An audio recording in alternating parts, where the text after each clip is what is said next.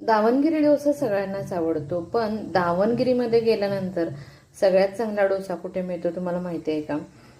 तर याबद्दल तुम्हाला व्हिडिओमध्ये मी पुढे सांगणारच आहे. त्यापूर्वी बघा, आम्ही सकाळी 5ला प्रवास चालू केलेला आणि आता 7:30 वाजलेले आहेत. त्यामुळे थकलेलो होतो, थोडासा कंटाळा पण आलेला होता.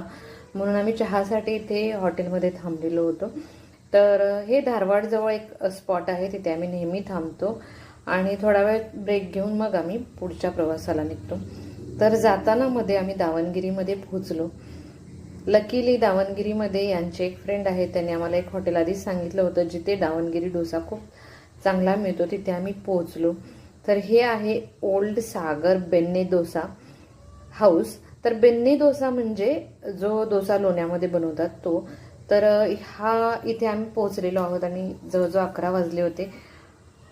इथला डोसा खरंच खूप टेस्टी आहे आणि इथे एका भांड्यामध्ये आलूची सब्जी आणि इथली जी चटणी आहे ती जगात सगळ्यात वेगळी चटणी आहे. जी डोसाबरोबर नॉर्मली चटणी तुम्ही खाता तशी नसून खूप वेगळी टेस्ट आहे. तुम्ही जर इथे आला तर इथे एकदा नक्की व्हिजिट करा आणि असे गरमागरम मस्तपैकी ताज्या लोण्यामध्ये बनवलेले हे बिन्नी डोसे, दावणगिरी बिन्नी डोसे आहेत आणि सगळ्यांना भूक लागली होती त्यामुळे सगळ्यांनी छान ताव मारलेला आहे. तुम्ही ते बघू शकता, मुली किती खुश आहेत.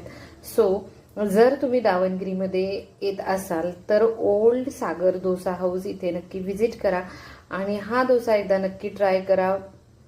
खूप छान, खूप टेस्टी आणि खूप ऑथेंटिक टेस्ट आहे. तुम्हाला ही टेस्ट नक्कीच आवडणार आहे. हो, व्हिडिओला लाईक, शेअर आणि सबस्क्राईब करायला विसरू नका.